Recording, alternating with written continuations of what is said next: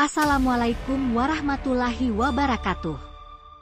Halo semuanya, sebelum kita mulai cerita hari ini, jangan lupa untuk mendukung channel ini dengan cara subscribe, like, dan share.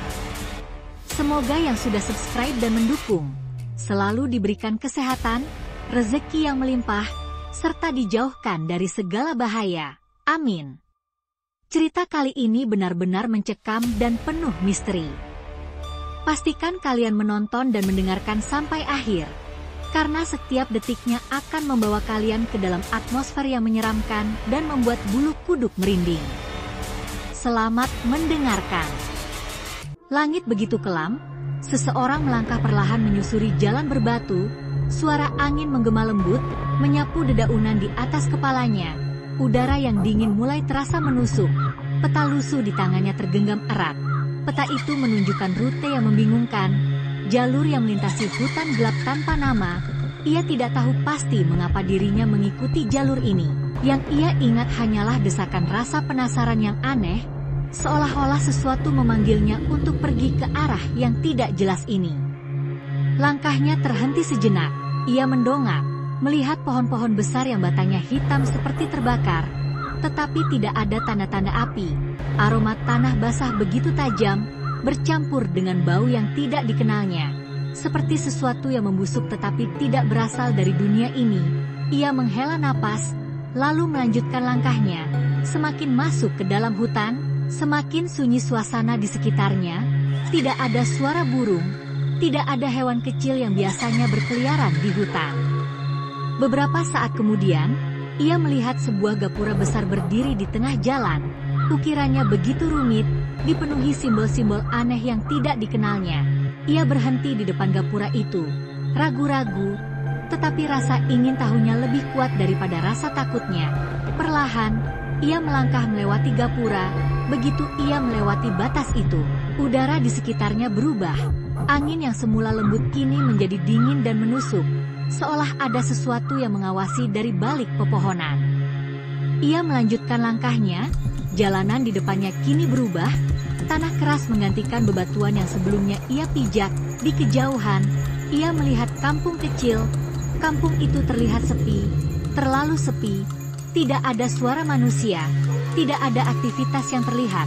Ia mendekat dengan hati-hati, setiap langkah terasa semakin berat. Hawa aneh menyelimuti sekitarnya, seperti ada sesuatu yang menyedot kehangatan dari tubuhnya. Rumah-rumah di kampung itu berjajar rapi, tetapi tidak ada tanda kehidupan. Tidak ada asap dari dapur, tidak ada anak-anak yang bermain, tidak ada hewan yang berkeliaran. Matahari yang redup di langit tidak menciptakan bayangan apapun. Ia merasa ada yang sangat salah, tetapi tidak bisa mengungkapkan apa-apa. Langkahnya terhenti di tengah kampung. Ia mencoba memanggil, tetapi suaranya seolah-olah ditelan udara. Tidak ada jawaban, hanya keheningan yang semakin menekan. Ia melihat ke sekeliling, mencari tanda-tanda kehidupan. Pintu salah satu rumah tiba-tiba terbuka. Dari balik pintu, seorang pria tua muncul, wajahnya pucat, matanya kosong. Pria itu melangkah keluar, gerakannya pelan dan kaku, seperti boneka yang ditarik tali.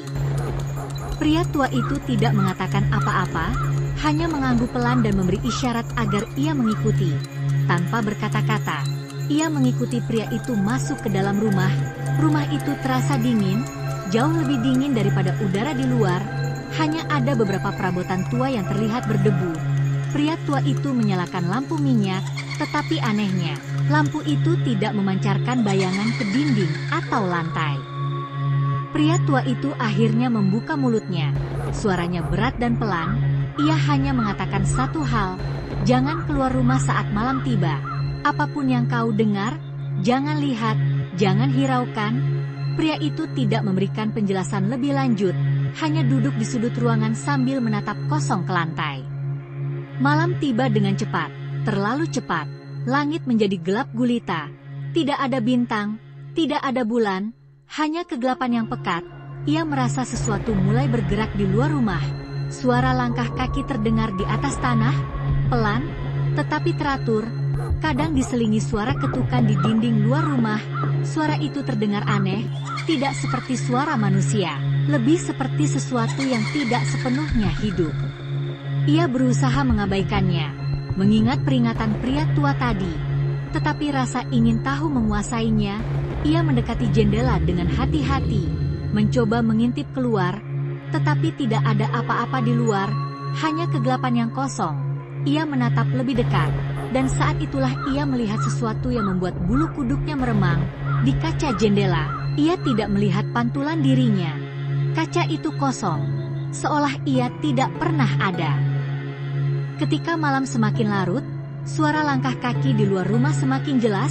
Ia mencoba menenangkan dirinya, meyakinkan bahwa itu hanya perasaannya saja. Tetapi suara itu terdengar begitu nyata, seperti ada seseorang yang berjalan mengelilingi rumah tanpa henti. Setiap beberapa menit terdengar ketukan pelan di dinding. Ia ingin melihat keluar, tetapi peringatan pria tua tadi terus terngiang di kepalanya. Ia duduk di sudut ruangan, mencoba menutup telinganya dengan kedua tangan, tetapi suara itu tetap terdengar. Bahkan semakin dekat, udara di dalam rumah mulai terasa berat, seperti tidak cukup untuk bernapas. Lampu minyak di sudut ruangan tiba-tiba redup. Bayangan yang seharusnya tidak ada kini mulai muncul. Tetapi bayangan itu tidak bergerak sesuai sumber cahaya. Bayangan itu seolah hidup, menggeliat pelan di dinding seperti ingin keluar. Ia menatap bayangan itu dengan ngeri. Tubuhnya gemetar, bayangan itu semakin membesar, membentuk sesuatu yang tidak bisa ia pahami. Bentuknya berubah-ubah, kadang menyerupai manusia, kadang menyerupai sesuatu yang lebih besar dengan tangan panjang yang mencakar dinding. Ia ingin lari, tetapi tubuhnya terasa kaku. Ia hanya bisa memejamkan mata, berharap semuanya segera berakhir.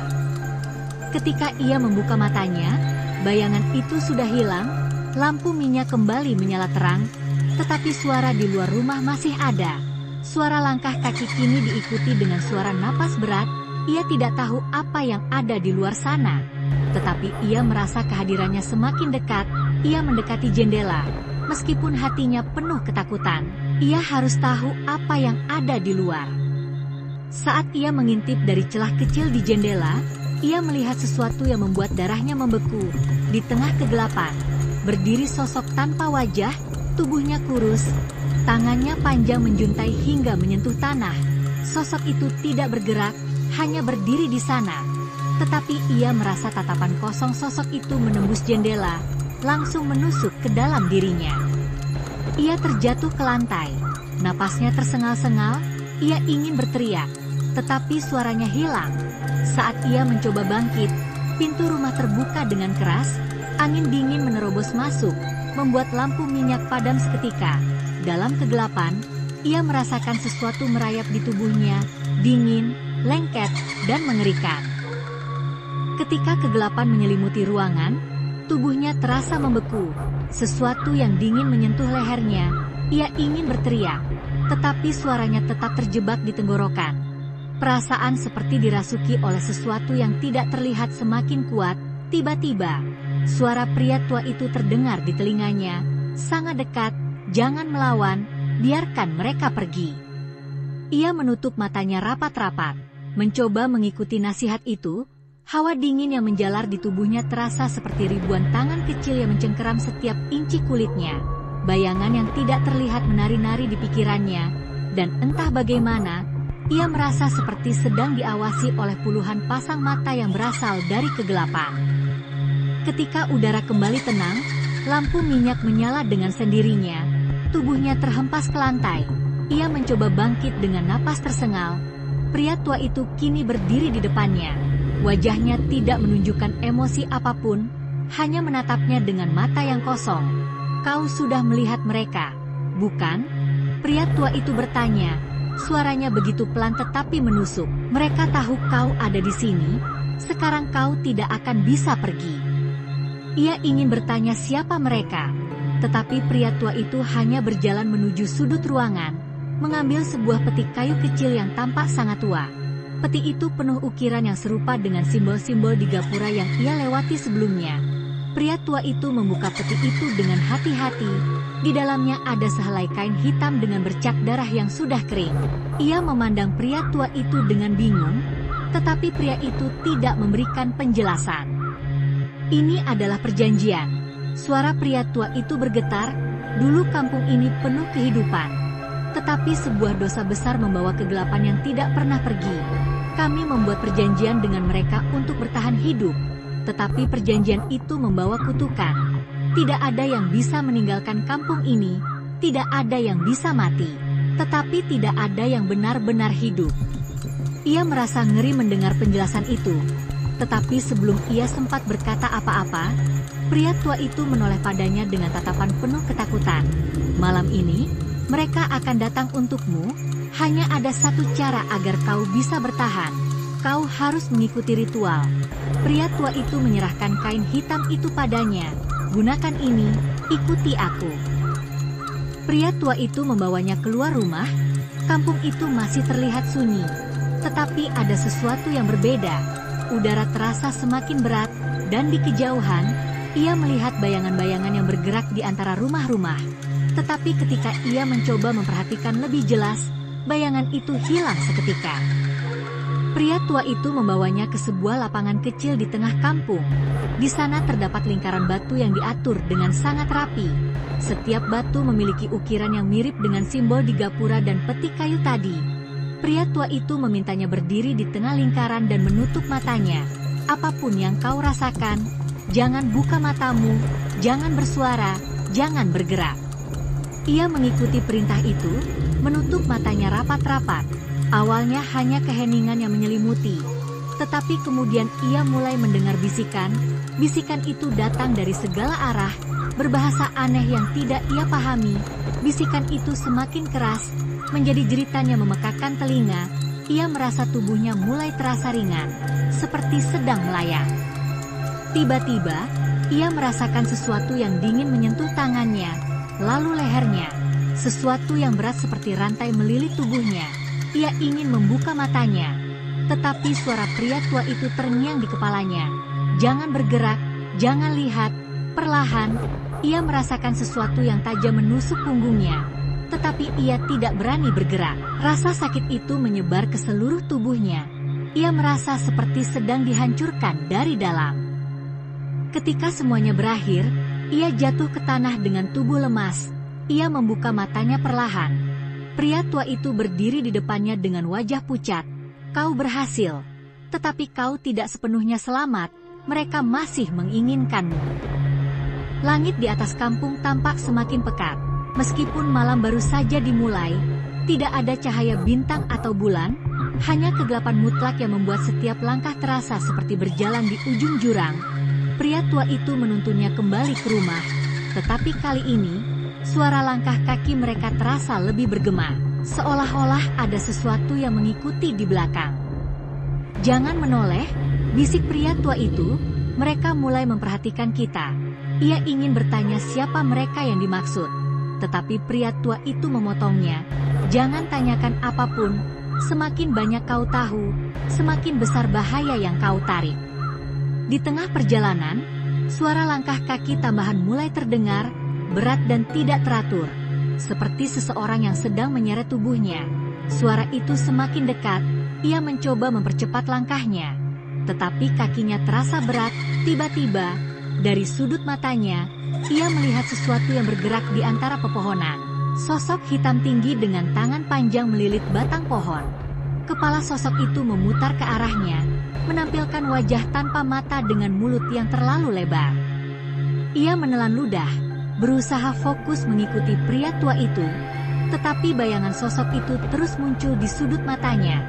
Semakin lama semakin dekat, hingga akhirnya, ia merasakan sesuatu yang dingin menyentuh pundaknya. Ia menahan napas, tetapi tubuhnya membeku. Suara berat berbisik di telinganya, kau milik kami sekarang. Pria tua itu tiba-tiba menarik lengannya, menyeretnya masuk ke dalam rumah. Pintu ditutup dengan keras, dan pria itu segera menggambar simbol aneh di pintu menggunakan cairan merah pekat yang baunya sangat menyengat. Mereka tidak akan masuk untuk malam ini, tetapi kita tidak punya banyak waktu. Malam itu, pria tua akhirnya menceritakan kisah di balik kampung ini. Dulu kampung ini adalah tempat biasa, penuh dengan kehidupan dan harapan. Tetapi semuanya berubah ketika seorang pendatang membawa ritual kuno yang seharusnya tidak pernah dilakukan.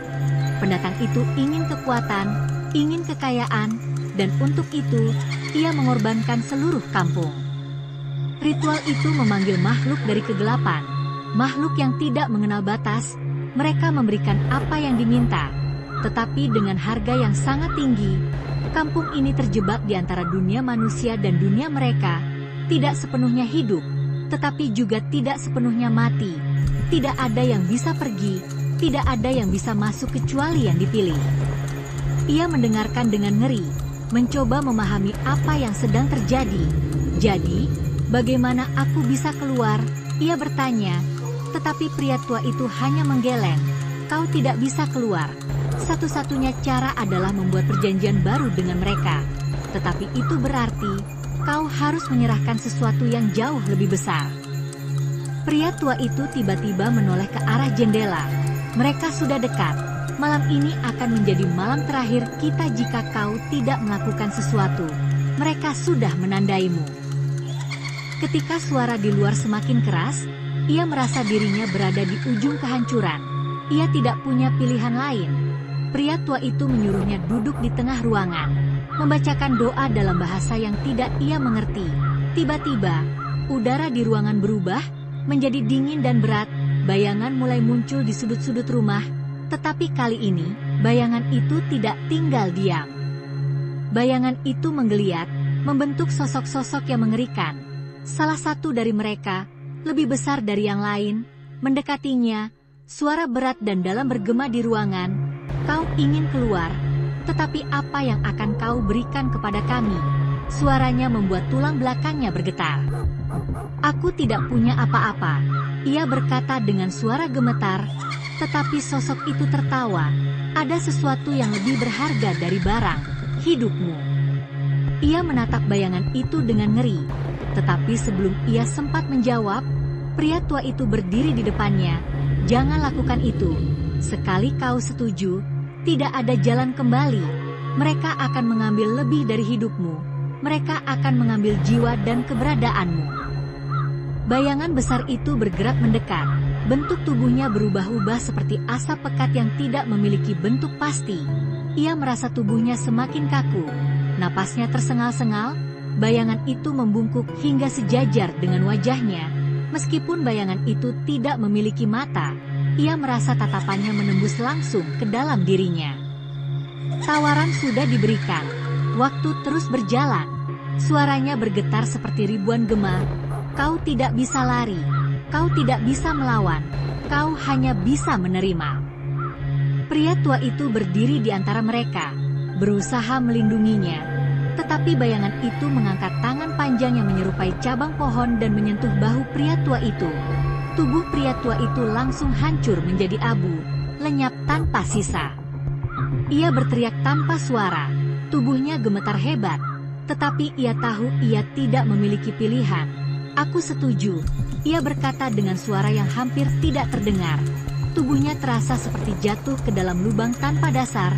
Udara di sekitarnya berubah. Suara-suara aneh mengisi telinganya. Bayangan itu tertawa. Kami akan mengambil apa yang kami inginkan. Tiba-tiba, ia merasakan tubuhnya terlempar ke belakang.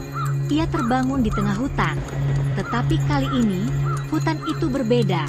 Lebih gelap, lebih pekat, dan suara-suara itu tetap ada. Tetapi tidak ada lagi tanda-tanda kampung itu. Ia mencoba berdiri, tetapi tubuhnya terasa ringan, terlalu ringan. Ketika ia melihat ke bawah, ia tidak lagi memiliki bayangan. Ia berjalan tanpa tujuan di dalam hutan. Setiap langkah terasa seperti menjauhkan dirinya dari realitas. Pepohonan di sekitarnya bergerak meskipun tidak ada angin. Bisikan dari kegelapan semakin keras, tetapi tidak ada sosok yang muncul, hanya rasa bahwa ia tidak lagi sendirian.